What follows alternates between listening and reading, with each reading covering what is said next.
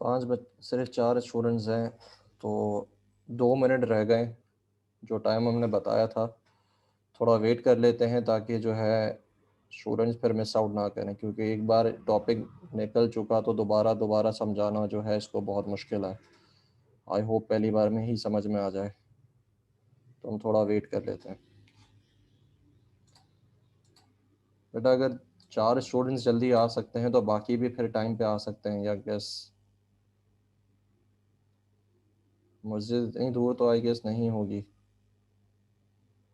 15 minute के हिसाब से ठीक है टाइम।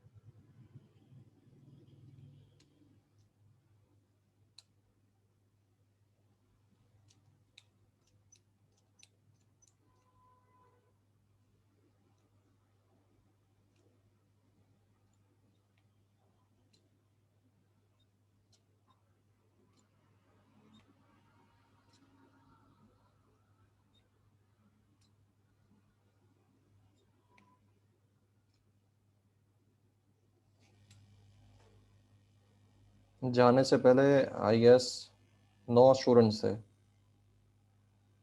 अभी 6 हैं। टोटल आपकी स्ट्रेंथ बेटा ज़्यादा है और बच्चे कम आते हो यार तुम लोग। टोटल स्ट्रेंथ आपकी कितनी है?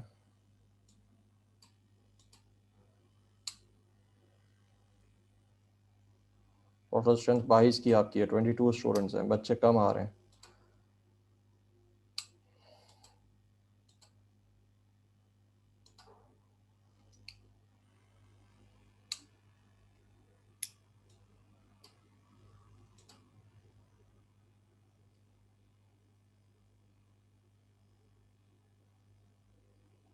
ठीक है, फिर अब ज़्यादा हम वेट नहीं कर सकते, हम स्टार्ट करते हैं। हमने बेटा टॉप डाउन पार्सर्स देखे थे। सबसे पहले हमने पार्सर की 2 टाइप्स देखी, बल्कि डेरिवेशन की हमने 2 टाइप देखी। अच्छा, सारे अलर्टेड है, सारे मौजूद हैं यहाँ पे? सर 12 हो गए थे बिफोर ब्रेक। ओके बेटा, मैं कितना वेट करूँ? अब बच्चे आने को तैयार नहीं है, मैं कुछ नहीं कर सकता। नेक्स्ट टाइम से फिर मैं एब्सेंट लगाना शुरू कर दूंगा। अच्छा, ब्रेक पे जाने से पहले जो है हमने सबसे पहले रिवीजन किया। उसमें हमने चीज़ें देखी। सबसे पहले हमने टाइप्स की डेरिवेशन देखी। 2 डेरिवेशंस कौन सी थी? सबसे पहली जो थी हमारे पास लेफ्ट मोस्ट थी और दूसरी राइट मोस्ट थी। उसके बाद हमने पार्सर्स देखे, पार्सर्स के कितनी टेक्निक्स होती हैं, पार्सर्स कितने टाइप्स के होते हैं। उसमें हमने 2 टाइप्स देखी हैं, एक तो हमने टॉप डाउन देखा, दूसरा बॉटम अप देखा। टॉप डाउन को हम लेके चल रहे थे तो उसमें हमें पता चला कि उसमें प्रॉब्लम क्या है, बैक ट्रैकिंग का प्रॉब्लम है। हमें क्या करना पड़ता है, अगर हम जो है, जो हमारा पार्सर है, अपने ग्रामर को देखते हुए अगर उसने क्या करा, हमारे पास सेंटिनल फॉर्म माइनस की थी, उसने क्या ले लिया, अगर उसने प्लस ले लिया तो क्या होगा, पूरी की पूरी डेरिवेशन जो है वो क्या होगी, हमारी गलत हो जाएगी। जब हमें एंड में पता चलेगा तो हमें दोबारा से पीछे जाना पड़ेगा और उसको सही करना पड़ेगा। और सपोज करें ये काम अगर 3 6 या 10 12 बार भी हो जाता है तो आपका टाइम कितना ज़ाया होगा। ठीक है, तो इससे हमें एक चीज़ पता चली कि हमारे पास जो टॉप डाउन पार्सर है हमारा, उसमें बैक ट्रैकिंग का मसला होता है। बैक ट्रैकिंग क्यों हो रही है, क्योंकि उसको अगर हमारे पास पता चल जाए कि आगे क्या सिंबल है, मतलब एक्स के बाद अगर क्या सिंबल है, तो वो पहले ही क्या करेगा, पहले ही कौन सी डेरिवेशन ले लेगा, माइनस वाली ले लेगा। ये बात समझ में आई। अगर उसको पता चल जाए, अभी प्रॉब्लम क्या है, उसको सिर्फ इतना पता होता है कि मेरे पास करंट सिंबल कौन सा है।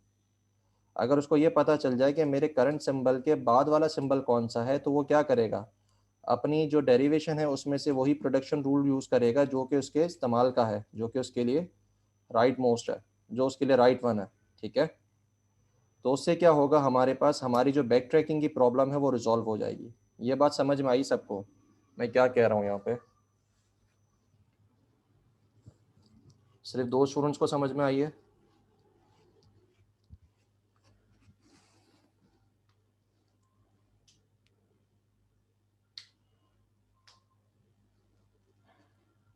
दोबारा बता रहा हूँ, सुनो गौर से। यहाँ पे प्रॉब्लम क्या हो रही थी, हमारे पास हमारी जो सेंटिनल फॉर्म है, जो हमारा इनपुट है, उसमें माइनस यूज़ हुआ है, जबकि हमारा पार्सर क्या कर रहा था, हमारी उस प्रोडक्शन को ले रहा था जो कि हमारे पास प्लस वाली है। इससे हुआ क्या, जब हम एट द एंड पहुँचे तो हमें पता चला कि यहाँ पे जो हमारी हमारी जो डेरिवेशन है उसमें प्लस लगा हुआ है और यहाँ पे माइनस है। ये प्रॉब्लम किस वजह से हुई, क्योंकि उसको सिर्फ इतना पता था कि अभी मैं किसको रिप्लेस कर सकता हूँ, एक्सप्रेशन को रिप्लेस कर सकता हूँ बाय समथिंग। तो उसने क्या करा, एक्सप्रेशन को पहला वाला रूल ले लिया, प्रोडक्शन ले ली। तो हुआ क्या, उससे एट द एंड हमारी डेरिवेशन गलत हो गई। अगर उसको ये पता चल जाए कि मेरे जो करंट सिंबल है उसके बाद वाला कौन सा सिंबल है, तो वो क्या करेगा, फिर वो करेक्ट वे में पिक करेगा। क्यों, क्योंकि हमारे पास एक्स के बाद माइनस था, तो उसने फिर क्या पिक करना था, उसने माइनस वाली प्रोडक्शन पिक करनी थी। तो इससे होगा क्या कि हमारे पास जो हमारी बैक ट्रैकिंग का प्रॉब्लम है वो रिजॉल्व हो जाएगा। इससे सारे एग्री करते हैं? जी क्लास, इस बात से सारे एग्री करते हैं कि अगर हमें जो है नेक्स्ट वाला सिंबल मिल जाए तो हम राइट प्रोडक्शन पिक करके हमारी बैक ट्रैकिंग का प्रॉब्लम हमारा रिजॉल्व हो जाएगा। ठीक है, जब सारे एग्री करते हो तो बात भी ऐसी ही है कि जो अगर हमें पता चल जाए कि हमारा नेक्स्ट वाला सिंबल कौन सा है, तो हमारा जो बैक ट्रैकिंग का प्रॉब्लम है वो रिजॉल्व हो जाएगा। इसका मतलब जो हमारा टॉप डाउन पार्सर के अंदर बैक ट्रैक का प्रॉब्लम था वो रिजॉल्व हो सकता है। ठीक है, तो इसको हम क्या कहते हैं, इसको हम कहते हैं लुक अहेड। ये जो कॉन्सेप्ट है कि एक सिंबल आगे देखने का, हमारे पास ये जो सिंबल है, एक सिंबल आगे देखने का, उसको हम क्या कहते हैं, लुक अहेड।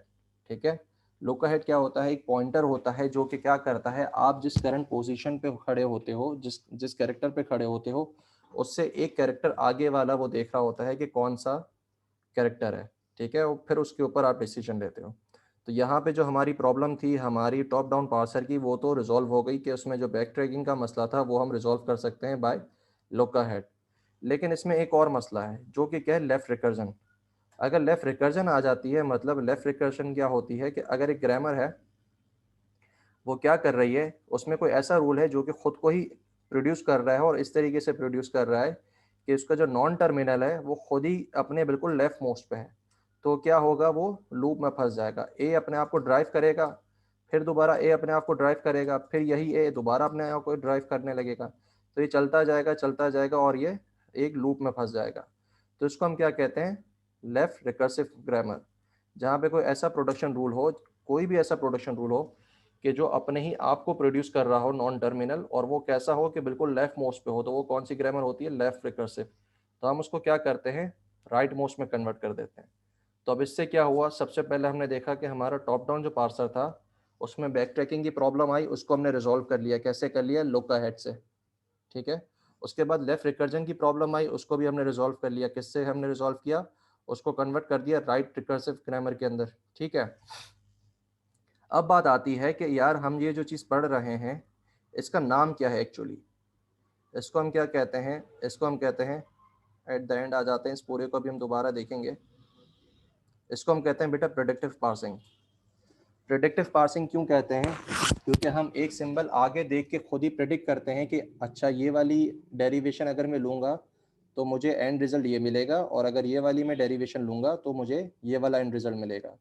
तो हम जो अपना लुक का हेड जो है उसको यूज़ करते हुए हम जो डिसीजन लेते हैं, उस किस्म की जो पार्सिंग होती है उसको हम क्या कहते हैं? Predictive parsing. मतलब आप पहले से प्रेडिक्ट कर रहे हो कि आपका आउटकम ये हो सकता है।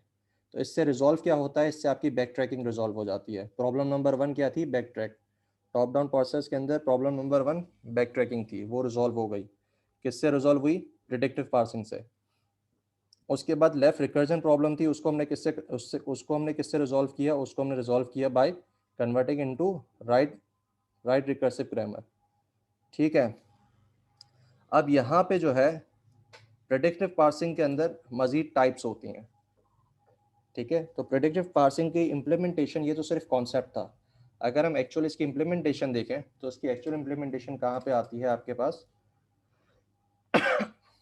LL1 के अंदर। अब LL1 जो है वो क्या है, उसको हम देखने से पहले जो है दोबारा एक स्ट्रक्चर अपने जहन में बिठा लें, ताकि हम जब आगे बढ़ना शुरू करें तो हमें जो पिछली चीज़ें हैं उसमें हमें कन्फ्यूजन ना रहे।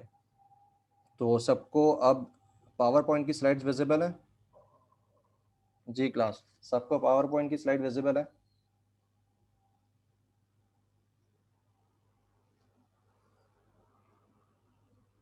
ठीक है। तो पार्सिंग हमारे पास दो टाइप की थी, एक टॉप डाउन एक बॉटम अप। अभी हम क्या करने वाले हैं, इसको मजीद देखेंगे कि अब इनमें से कौन सी कैटेगरीज निकलती हैं। तो अब आप देखोगे कि जब आप पार्सर में जाते हो तो आपके पास दो किस्म के पार्सर हैं, एक टॉप डाउन पार्सर है, एक बॉटम अप पार्सर है। आप टॉप डाउन में आते हो तो एक आपको रिकर्सिव डिसेंट पार्सर मिलता है, ठीक है, जो कि हम देख चुके हैं। रिकर्सिव डिसेंट क्या है कि आप क्या करते हो, राइट साइड पे जो आपके रूल्स होते हैं उनको आप रिप्लेस करके अपने डेरिवेशन को ड्राइव करते हो। फिर दूसरा उसमें प्रॉब्लम क्या थी? उसमें प्रॉब्लम थी कि आपकी बैक ट्रैकिंग जो है ना वो आ रही थी। तो उसको हमने किससे रिजॉल्व किया? उसको हमने प्रेडिक्टिव पार्सर से रिजॉल्व किया। तो प्रेडिक्टिव पार्सर की एक किस्म कौन सी है, एक इम्प्लीमेंटेशन कौन सी है? दैट इज LL1, जो कि आप टॉप डाउन पार्सर के अंदर राइट साइड पे देख रहे होगे। LL1 जो है एक किस्म की प्रेडिक्टिव पार्सिंग है, जिसका मतलब क्या है वो भी हम देखेंगे, ठीक है। तो आज हम जो है टॉप डाउन पार्सर्स के अंदर हमने देखा जो प्रॉब्लम थी उसको रिजॉल्व किया। उसके साथ रिजॉल्व करने के साथ हमने देखा कि उसकी इम्प्लीमेंटेशन किस तरीके से हो सकती है, ठीक है। तो यहाँ पे दोबारा रिवीजन के लिए मैंने यहाँ पे डाल दिया है कि राइट मोस्ट डेरिवेशन क्या होती है, लेफ्ट मोस्ट डेरिवेशन क्या होती है, और एक पार्स ट्री क्या होता है। ये ज़रा इसको गौर से देख लें। डेरिवेशन आपके पास कुछ इस तरीके से दिखती है, जो आपके पास जहाँ पे मैं अपना माउस पॉइंटर जो है वो सर्कल कर रहा हूँ। और आपका ट्री क्या होता है? एक ट्री ये चीज़ होती है, ठीक है बेटा। अब हम आ जाते हैं LL1 पार्सिंग, मतलब प्रेडिक्टिव पार्सिंग और लोका हेड के कॉन्सेप्ट के साथ। तो LL1 पार्सिंग क्या कहता है? LL1 पार्सिंग ये कहता है कि इसमें जो पहला L है इसका मतलब कि हम अपने इनपुट जो है उसको किस तरीके से स्कैन करेंगे। हम लेफ़्ट से शुरू करेंगे और राइट की तरफ जाते रहेंगे, ठीक है। और दूसरा L का मतलब यह है कि हमारे पास जो हमारा लोका हेड है, मतलब हम कितने सिंबल्स को आगे देख रहे हैं। तो उसमें जो 1 है वो ये बताता है कि हम एक सिंबल आगे देख रहे हैं। मतलब हम जिस करंट कैरेक्टर पे खड़े होंगे हमारा लोका हेड किसको देख रहा होगा? एक सिंबल आगे देख रहा होगा। अगर मैं यहाँ पे 2 कर दूं तो इसका मतलब 2 सिंबल आगे देख रहा है। अगर मैं 3 यहाँ पे कर दूं तो इसका मतलब 3 सिंबल्स आगे देख रहा है। लेकिन यूजुअली होता ये है कि अगर हम एक सिंबल आगे देखें तो उसी के साथ हमारा जो है प्रॉब्लम रिजॉल्व हो जाता है, हमें मज़ीद आगे देखने की ज़रूरत नहीं पड़ती, ठीक है। तो LL1 पार्सिंग का जो मतलब है LL1, ये समझ में आ गया?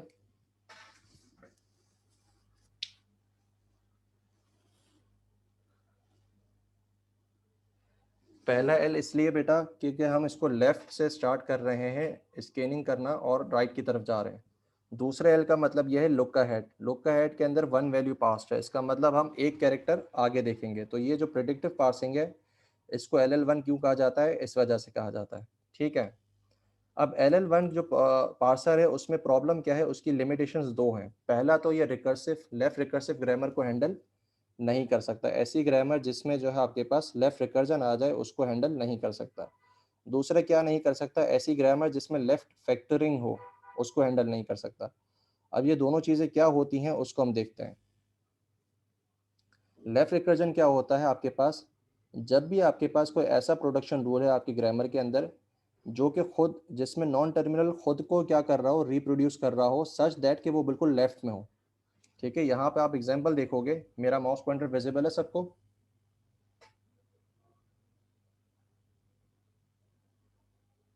ठीक है, तो हमारा जो ए है वो क्या कर रहा है, खुद ए को प्रोड्यूस कर रहा है, ए और स्मॉल ए को प्रोड्यूस कर रहा है सच दैट कि हमारा जो नॉन टर्मिनल बड़ा कैपिटल ए है वो लेफ्ट साइड पे है। और दूसरी प्रोडक्शन में देखोगे तब भी उसमें भी क्या हो रहा है, यही काम हो रहा है।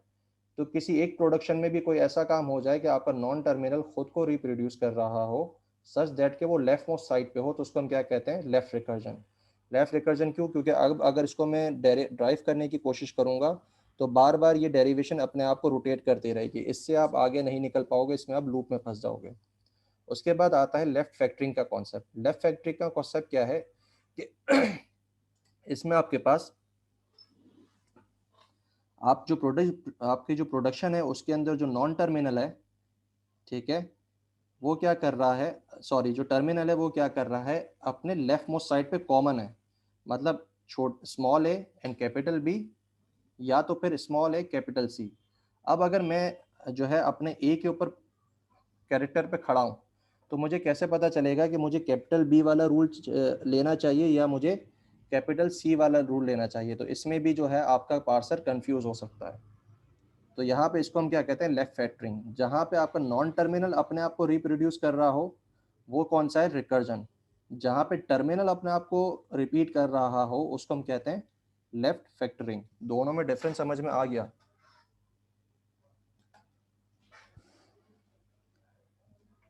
जी क्लास, लेफ्ट रिकर्जन और लेफ्ट फैक्टरिंग में डिफरेंस समझ में आया?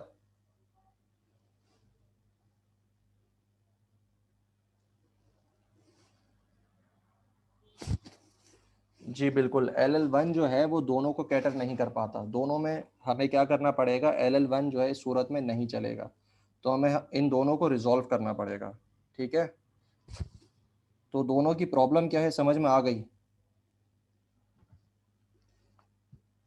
ठीक है, आगे चलते हैं। तो सबसे पहले हम किसको टारगेट कर रहे हैं, हम लेफ्ट फैक्टरिंग को टारगेट कर रहे हैं। इसको सॉल्व करने का तरीका क्या है कि जितने भी जो आपके पास कॉमन चीज़ें हैं, जो कॉमन आ रही हैं बार बार रिपीट हो रही हैं, उसको एक बार लिखो और उसके आखिर में क्या लगा दो, एक प्रोडक्शन लगा दो एन डैश। ठीक है, फिर जितनी भी जो सारी चीज़ें अनकॉमन थी उनको न्यू प्रोडक्शन में इंक्लूड कर दो। सिंपल, क्लियर है? मतलब क्या होगा, एग्जाम्पल हम देखते हैं। यहाँ पे आप देखोगे लेफ्ट साइड पे आपके पास क्या है, ए प्रोड्यूस कर रहा है small A one, small A two, small A three. अब यहाँ पे आप देखोगे कि जो स्मॉल ए है वो तीनों प्रोडक्शंस के अंदर क्या हो रहा है, रिपीट हो रहा है। और वो कैसा रिपीट हो रहा है, बिल्कुल लेफ्ट साइड पे है। टर्मिनल आपका बिल्कुल रिपीट हो रहा है और क्या है, लेफ्ट साइड पे। तो आपको क्या करना है, इन तीनों को कॉमन लेके सिर्फ एक बार ए लिखना है और आपको एक नॉन टर्मिनल लगाना है डैश, ए डैश। ठीक है, उसके बाद इस ए डैश से आप क्या निकालोगे, वो सारी चीजें जो इस कॉमन चीजों के साथ अटैच थी, A one A two A three. यहाँ पे देखो आपके पास स्मॉल ए को हमने कॉमन लिया और एक प्रोडक्शन नॉन टर्मिनल इसके साथ लगा दिया। अगर मैं इसको यहाँ पे लिखूँ तो हमने क्या करा, हमने स्मॉल ए को यहाँ पे लिया और हमने एन डैश एक प्रोडक्शन रूल ले लिया। अब क्या करेंगे, ये जो एन डैश है इसके अंदर हम सारे अपने अनकॉमन चीज़ों को डाल देंगे जो कि कॉमन नहीं थी, इस तरीके से। ठीक है बेटा, जो कॉमन था उसको एक बार लिखा और उसमें एक नॉन टर्मिनल डाल दिया, फिर नॉन टर्मिनल में वो सारी चीज़ें डाल दी जो इसके साथ अटैच थी। तो मैंने चैट मैसेज में लिख के आपको बताया, उसको देख लो। समझ में आई ये बात?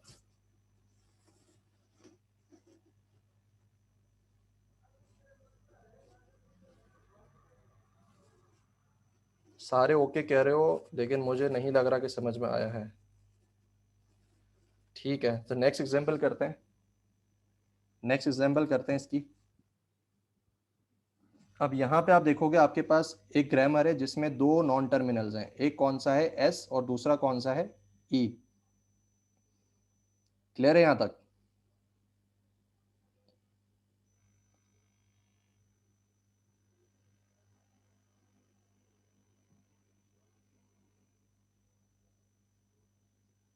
अब आप क्या करोगे, आप देखोगे कि मेरे पास जो पहला वाला रूल है एस का प्रोडक्शन, उसमें आप देखोगे आई ई टी और एस रिपीट हो रहा है।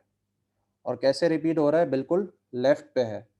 तो हम क्या करेंगे, आप नीचे देखें, हम आई ई टी एस को हम कॉमन लेंगे और आखिर में लगा देंगे एक एस डैश। जैसे हमने एंड ए डैश लगाया था इससे पहले वाले एग्जाम्पल पे, हमने यहाँ पे एस डैश लगा दिया।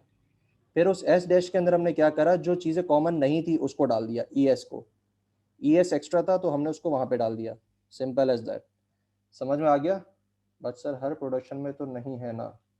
जी बिल्कुल, हर प्रोडक्शन में नहीं है। किसी भी एक प्रोडक्शन में आपके पास आ जाए तो वो पूरी की पूरी ग्रामर क्या हो जाती है, लेफ्ट फैक्टरिंग ग्रामर हो जाती है। ठीक है बेटा, पूरी ग्रामर में कोई एक भी ऐसा रूल हो जहाँ पे ये काम हो जाए तो उसको हम कहते हैं लेफ्ट फैक्टरिंग ग्रामर। और जब हम इसको रिजॉल्व कर लेते हो तो ये लेफ्ट फैक्टर्ड ग्रामर बन जाती है। सही है? एप्सिलॉन इज नॉट नीडेड, आप लगाएं या ना लगाएं आपकी मर्जी है।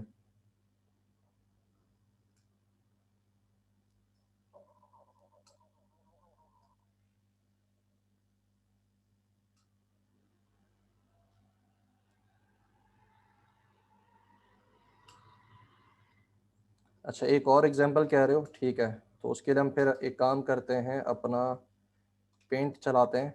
पेंट के अंदर हम जाते हैं, यहाँ पर पेंट विजिबल है सबको? जी क्लास, पेंट विजिबल है सबको? ठीक है। यहाँ पे ग्रामर लिखते हैं। ग्रामर हमारे पास है A produces, B B A and A one, B B A two और C C and D D and E E. इतनी बड़ी एग्जाम्पल सही है? इसके साथ एक और काम करते हैं, हम कहते हैं कि एक बी बी टर्मिनल है जो कि हमारे पास ए और बी प्रोड्यूस कर रहा है। अब हम क्या करेंगे, इसका हम सोल्यूशन निकालेंगे। इसका सोल्यूशन कैसे होगा? हम करेंगे ए प्रोड्यूस करेगा किसको, बी बी ए कॉमन था उसको हमने ले लिया, उसके बाद सी सी को, डी डी को और ई ई को, और इसके आखिर में हम लगा देंगे एन डैश। अब एन डैश क्या करेगा, वो प्रोड्यूस करेगा किसको, प्रोड्यूस करेगा ए वन और ए टू को, और उसके बाद बी वैसे का वैसा आपके पास ए बी को प्रोड्यूस करते हुए आ जाएगा। अब एग्जाम्पल क्लियर है? यहाँ पे क्या हो रहा है, यहाँ पे ये हो रहा है कि हमारे पास जो हमारा बीबीए था, बीबीए वो कॉमन था, हमने उसको कॉमन लिया और उसके ऊपर एन डैश की प्रोडक्शन लगा दी। उसके बाद एन डैश के अंदर ये दोनों चीज़ें डाली और हमारा जो ग्रामर है अब वो लेफ्ट फैक्टर्ड ग्रामर बन गई। एग्जाम्पल क्लियर है?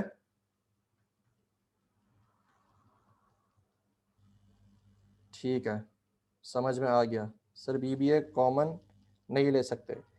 बीबीए बेटा कैसे लोगे अब्दुल समद? अगर आप, अच्छा अब मुझे, अब्दुल समद आप यहाँ पे कंफ्यूज हो रहे हो। ए और वन जो है ना, वो दो अलग अलग सिंबल नहीं है, ए वन एक ही चीज है। अगर ए और वन अलग अलग होता तो हम बी बी ए को ले सकते थे। बात समझ आई? अब्दुल हसीब, सॉरी अब्दुल हसीब। अब ए वन जो है वो एक ही हमारे पास नॉन टर्मिनल, ये टर्मिनल है, पूरे का पूरा हमारा एक टर्मिनल था। इस वजह से हम ए बी बी ए को नहीं ले सके, हम बी बी ए को लिया। ओके, लेफ्ट फैक्टरिंग समझ में आ गया। अब हम चलते हैं हमारे पास लेफ्ट रिकर्जन के ऊपर। लेफ्ट रिकर्जन में क्या करता है, कहता है कि अपना जो सिंबल है, ऐसा टर्मिनल उठाओ जो कि सिर्फ अकेला आ रहा हो। ठीक है, राइट, सिंगल टर्मिनल प्रोडक्शन, ऐसा टर्मिनल उठाओ। अच्छा सॉरी,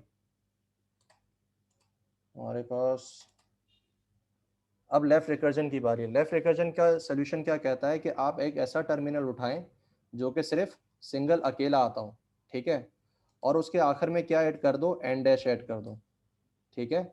फिर उस एन डैश की प्रोडक्शन में क्या करो, जितने भी रिकर्सिव प्रोडक्शंस थे उनको रिकर्जन के बगैर लिखो, और फिर क्या करो, उनके आखिर में एन डैश लगा दो, और फिर आखिर में उसके क्या लगाना है, एप्सिलॉन लगाना है। तो एग्जांपल देखते हैं। अब यहाँ पे देखोगे मेरे पास एक ग्रामर है, ए प्रोड्यूस कर रहा है कैपिटल ए, स्मॉल ए और बीटा को।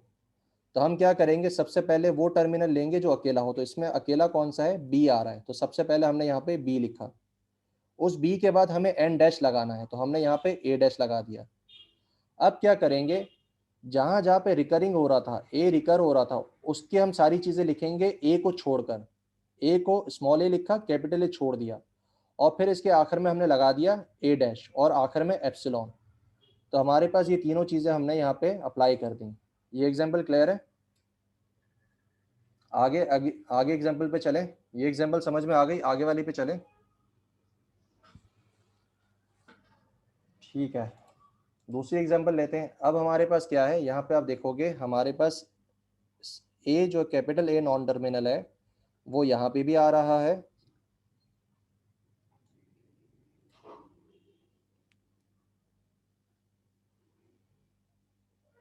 अगर अकेला टर्मिनल मौजूद नहीं होगा तो बेटा फिर आप क्या करोगे, फिर आप जो है सिर्फ एन डैश लिखोगे। यहाँ पे बी, यहाँ पे देखो बीटा और ए डैश आ रहा है, तो फिर इन दैट केस क्या होगा, सिर्फ ए डैश आ रहा होगा, क्योंकि ऐसा कोई नॉन टर्मिनल होगा ही नहीं आपके पास। ठीक है, अब यहाँ पे देखो हमारे पास क्या हो रहा है, ए बी डी के साथ भी आ रहा है और ए स्मॉल ए के साथ भी आ रहा है। तो हम ऐसा नॉन टर्मिनल लेंगे जो कि अकेला आ रहा हो। तो ए को लिया और उसके आखिर में ए डैश लगा दिया। अब ए डैश में हम क्या करेंगे, वो सारे प्रोडक्शंस को डालेंगे जो कि हमारे पास रिकर्सिव थे। तो हमने बी डी को डाला, स्मॉल ए को डाला, लेकिन इसमें ए को हटा देंगे, जो कि रिकर्सिव था उसको हम ए को हटा देंगे, और उस ए की जगह कौन ले लेगा, ए डैश ले लेगा, खुद ही वाला ए डैश को ले लेगा। अब ये पूरी ग्रामर किस में कन्वर्ट हो गई, राइट रिकर्जन में कन्वर्ट हो गई। किस तरीके से, ए डैश अपने आप को ही प्रोड्यूस कर रहा है लेकिन राइट मोस्ट पे है। इस अगर एग्जाम्पल पे देखोगे तो ए अपने आप को प्रोड्यूस कर रहा था लेकिन लेफ्ट मोस्ट पे था, और यहाँ पे अगर देखोगे तो ए डैश अपने आप को रिप्रोड्यूस कर रहा है लेकिन राइट मोस्ट पे है, और आखिर में एप्सिलॉन लगा दिया। इसी तरीके से यहाँ पे भी क्या हो रहा है, बी अपने आप को रिपीट कर रहा है, तो हम क्या लेंगे, बी को लेंगे स्मॉल बी, बी डैश लगाएंगे, उसके बाद ई लिखेंगे, बी डैश और एप्सिलॉन। ये एग्जाम्पल क्लियर हो गई? अगर आप कहें तो एक और एग्जाम्पल करते हैं। मैं कहता हूं मेरा एन है, वो प्रोड्यूस करता है एन को, और उसमें ए है और साथ में क्या है, बी है। अब हम क्या करेंगे, इसको कन्वर्ट करने के लिए हम करेंगे एन प्रोड्यूस करेगा किसको, बी को और एन डैश को। एन डैश फिर क्या करेगा, प्रोड्यूस करेगा आपके ए को और एन डैश को, साथ में एप्सिलॉन।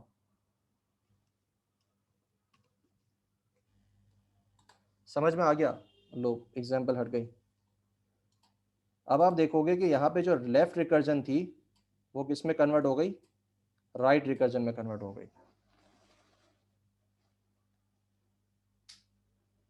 जी उमैर, अब समझ में आ गया? तो लेफ्ट फैक्टरिंग और लेफ्ट रिकर्जन के अंदर डिफरेंस समझ में आ गया, और उसको किस तरीके से रिमूव किया जाता है।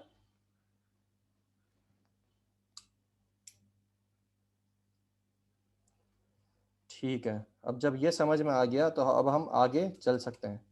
इसका मतलब अब अगर हम टॉप डाउन पार्सर बनाएंगे तो उसमें जो प्रॉब्लम्स थी, पहला तो बैक ट्रैकिंग, उसको हम कैसे रिजॉल्व कर रहे हैं, प्रेडिक्टिव पार्सिंग के साथ। उसके लिए हम क्या यूज़ कर रहे हैं, LL1 पार्सर यूज़ कर रहे हैं। फिर जब LL1 पार्सर पढ़ा तो उसमें पता चला कि लेफ्ट रिकर्जन जो है उसमें भी प्रॉब्लम आ रही है, जो कि टॉप डाउन पार्सर की वैसे ही प्रॉब्लम है, और लेफ्ट फैक्टरिंग की भी प्रॉब्लम आ रही है। तो हमने इन दोनों को रिजॉल्व करने का तरीका निकाल लिया। ठीक है, अब हम क्या कर सकते हैं, अब हम अपने LL1 पार्सिंग के बारे में पढ़ सकते हैं। तो यहाँ तक किसी को कोई सवाल या कन्फ्यूजन?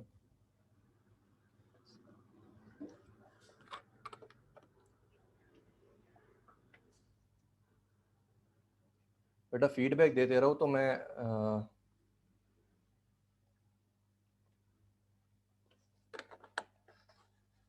ठीक है, क्लियर है। अब LN1 पार्सिंग के लिए हमें क्या करना पड़ता है? LN1 पार्सिंग जो है उसके लिए दो कॉन्सेप्ट्स हैं। पहला क्या है, फर्स्ट, और दूसरा है फॉलो। LN1 पार्सिंग करने के लिए हमें दो किस्म के सेट्स बनाने पड़ते हैं, ठीक है। अब LN1 पार्सिंग करता कैसे है उसको हम देख रहे हैं। तो LN1 पार्सिंग करने के लिए हमें सबसे पहले दो किस्म के सेट्स बनाने पड़ते हैं, first and follow sets. First sets क्या होते हैं? आपकी जो ग्रामर है उसमें जितने भी नॉन टर्मिनल्स हैं, ठीक है, जितने भी नॉन टर्मिनल्स हैं उन सब के लिए हम दो सेट बनाएंगे, फर्स्ट एंड फॉलो सेट। अब फर्स्ट सेट बनाने के लिए अब क्या करोगे, आपके पास एक ग्रामर दी हुई है, उसमें कौन कौन से नॉन टर्मिनल्स हैं? एस आ गया, ए आ गया, बी आ गया, सी आ गया, डी आ गया और ई आ गया। ये आपके नॉन टर्मिनल्स हैं। और टर्मिनल्स कौन से हैं? ए, बी, सी, डी, ई और एप्सिलॉन। ये बात क्लियर है बेटा? नॉन टर्मिनल्स और टर्मिनल्स में डिफरेंस क्लियर है? जी क्लास। एस, ए, बी, सी, डी और ई ये हमारे क्या हैं? नॉन टर्मिनल्स हैं। और टर्मिनल्स कौन से हैं? ए, बी, सी, डी, ई और एप्सिलॉन। बिल्कुल सही। अब क्या कहता है, फर्स्ट, अगर आप किसी भी नॉन टर्मिनल का फर्स्ट का सेट निकालना चाहते हैं तो आपको क्या करना पड़ेगा? सपोज करें कि मेरा एक एस है जो कि प्रोड्यूस कर रहा है x1, x2, x3 और प्रोड्यूस कर रहा है y1, y2। तो आप क्या करेंगे, इसका जो पहला वाला जो आपका वेरिएबल होगा x1, जितनी भी प्रोडक्शंस और के साथ हैं x1 उठाओगे, y1 उठाओगे और अगर z होगा तो z1 उठाओगे।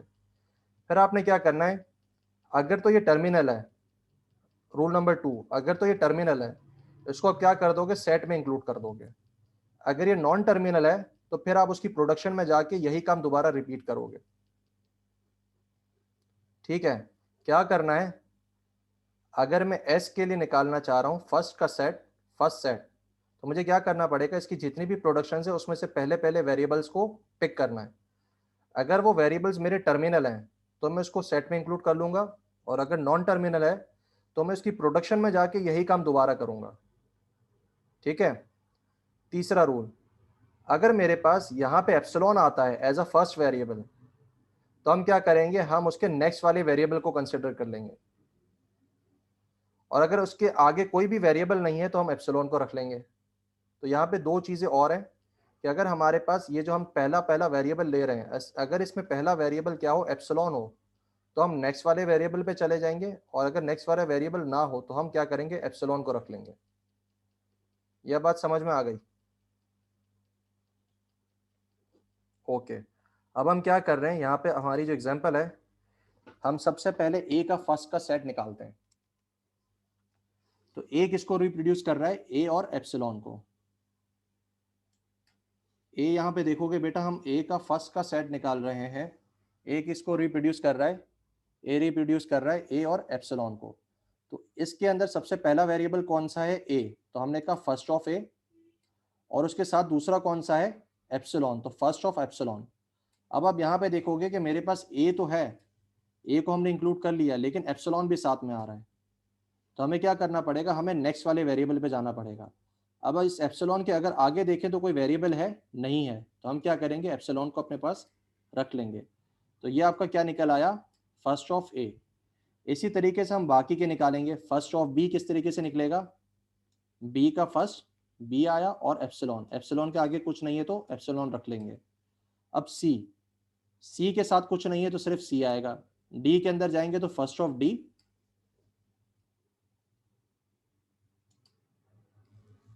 First of D and epsilon.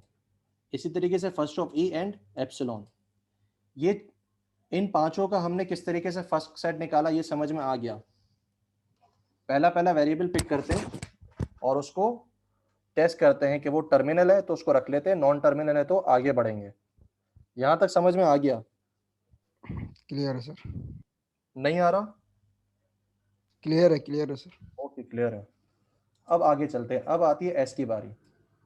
अब एस थोड़ा मुश्किल है, क्यों?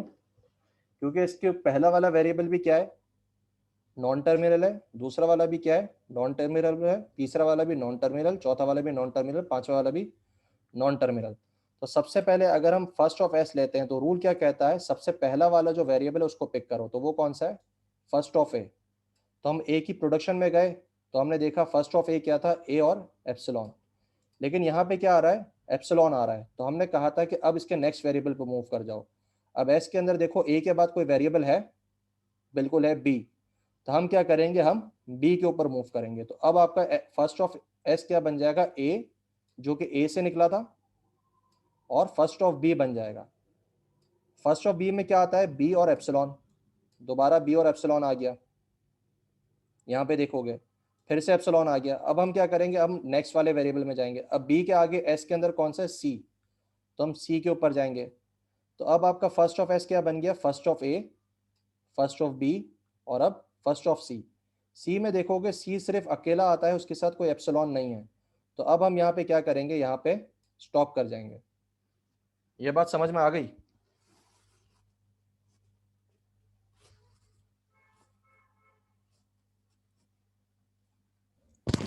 सर बोलो। जी सर, ये ए का पहले ए बी सी डी हमें अलग अलग निकालना पड़ेगा, उसके बाद एस का निकालना पड़ेगा। देखो सबसे पहला हमने जब ये पढ़ा था, ठीक है, जब हम फर्स्ट सेट पढ़ रहे थे उसमें क्या लिखा हुआ था, always take the production which has least number of non terminals. मतलब उन प्रोडक्शंस को पहले रिजॉल्व करो जिसके अंदर सबसे कम नॉन टर्मिनल्स हो। तो इससे आपको होगा क्या, जब आप ये पहले निकाल चुके होगे तो बड़े वाले के ऊपर जाओगे तो इसके अंदर जो पार्ट्स हैं इसके वो आपको पहले से मिल जाएंगे। तो आप कुछ भी कर सकते हो, किसी तरीके से भी कर सकते हो, लेकिन आसान तरीका क्या है कि जिसमें सबसे कम नॉन टर्मिनल्स हो सबसे पहले उनको लिया जाए। Okay sir, thank you. तो उसमें जब इसके पार्ट्स आते हैं तो आपके पास उसका सोल्यूशन पहले से मौजूद होता है। तो फर्स्ट सेट सबको निकालने आ गया? Yes sir. ठीक है, अब चलते हैं फॉलो सेट के ऊपर। सर जी सर ये एस वाला जो है ना, अगेन रिपीट कर देगा काइंडली। ठीक है, तो एस वाले पे दोबारा आते हैं। एस क्या कहता है, किसी भी चीज़ का अगर हमें फर्स्ट सेट निकालना है तो फर्स्ट सेट का मतलब कि उसकी प्रोडक्शन में जो सबसे पहला वेरिएबल हो उसको देखो। उसको देखा, उसमें पता चला कि उसमें क्या है, वो नॉन टर्मिनल है, तो हम उसकी प्रोडक्शन में चले गए। उसकी प्रोडक्शन में से हमें दो चीज़ें मिली, ए और एप्सिलॉन। अब ए तो ठीक है, लेकिन एप्सिलॉन आया तो क्या प्रॉब्लम हो गई, हमें इसके नेक्स्ट वाले वेरिएबल पे जाना पड़ेगा। तो ए के नेक्स्ट में क्या लिखा हुआ था, बी। अब हम जाएंगे, ए तो रखेंगे अपने पास, लेकिन अब फर्स्ट ऑफ बी भी निकलेगा। फिर ए आया पुराने वाले से, बी और एप्सिलॉन आया बी से। अब दोबारा एप्सिलॉन आ गया तो हमें कहाँ जाना पड़ेगा, सी के ऊपर, क्योंकि बी के बराबर में क्या है, सी है। अब सी के ऊपर जाओगे तो सी सिर्फ सी देता है, तो हमारे पास यहाँ पे अब हम स्टॉप कर जाएंगे। तो कौन कौन सी चीजें सेट में आ गई, ए बी और सी। अब क्लियर है? सर आप कह रहे हैं कि ये एस के अंदर ए नॉन टर्मिनल है क्या? वो तो टर्मिनल होगा सर, सबसे पहले आ रहा है कॉर्नर पे।